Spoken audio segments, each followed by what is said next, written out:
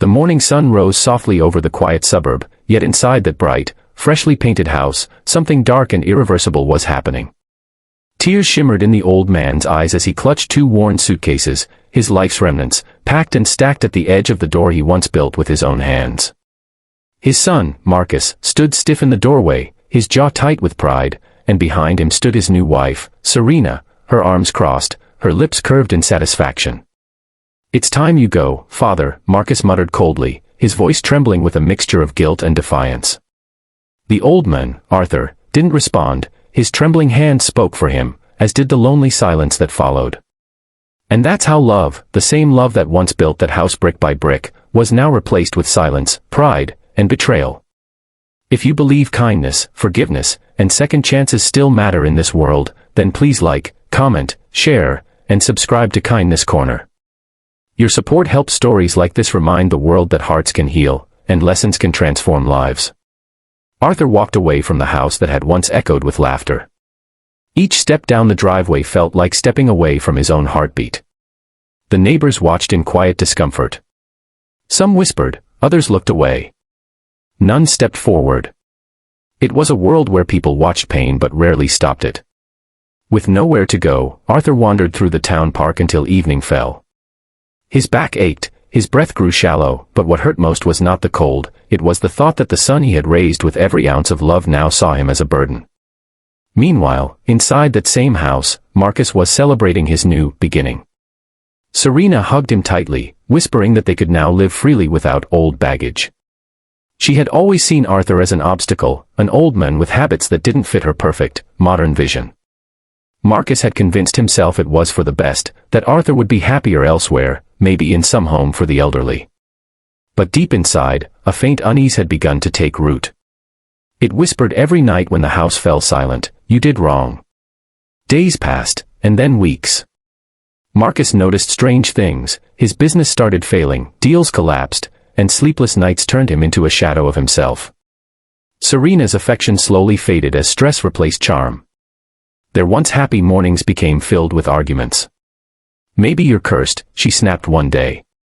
"Ever since your father left, everything's gone downhill." Her words stabbed through Marcus, not because of their cruelty, but because somewhere inside, he believed them. One cold night, after another heated fight, Marcus stormed out of the house and drove aimlessly through the dark streets.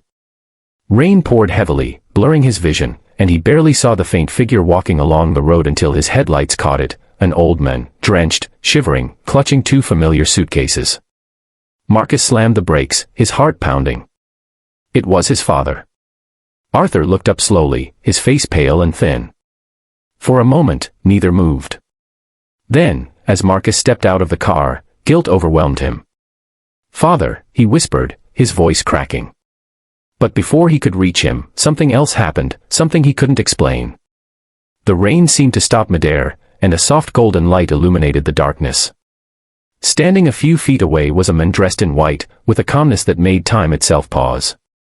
Marcus blinked, frozen between fear and awe. The man's eyes were filled with peace, and his voice was gentle, yet powerful enough to shake Marcus's soul. "You threw away love," he said softly. "The kind that raised you, sheltered you, and forgave you before you even knew what forgiveness meant." Marcus fell to his knees, his tears mixing with the rain. He knew who stood before him. He didn't need proof. He didn't need words. He just knew. Jesus turned toward Arthur and touched his shoulder lightly. The old man straightened, his pain and fatigue replaced by warmth. "Your heart was broken," Jesus said to him, "but your love never failed. And love that endures will always rise again." Then Jesus looked back at Marcus. "A home without kindness is a house made of dust. Go, make right what you destroyed, and let your heart learn what it means to love again." The light slowly faded, and the sound of rain returned. Marcus trembled, reaching for his father's hand.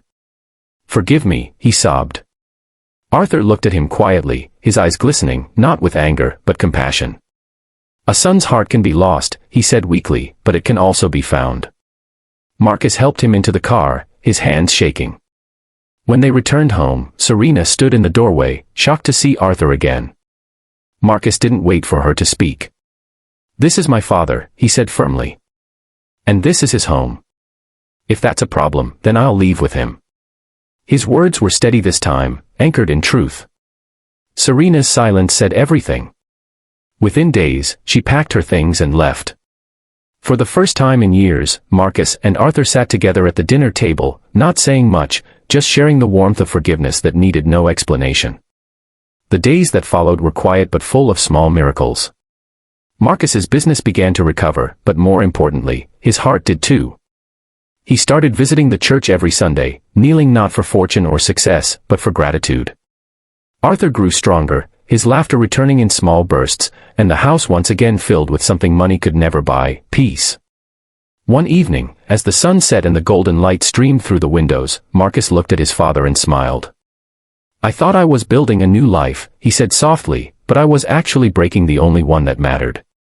Arthur placed his trembling hand over his son's. "Now you're building it right," he whispered. If this story touched your heart, please take a moment to like, share, and subscribe to Kindness Corner. Your simple action helps keep stories of love, forgiveness, and redemption alive for millions. Before we end, tell us in the comments, what lesson did this story teach you today? And as the last light faded outside their window, Marcus realized something beautiful, that no matter how far a heart strays, when love returns, it brings heaven's light back home.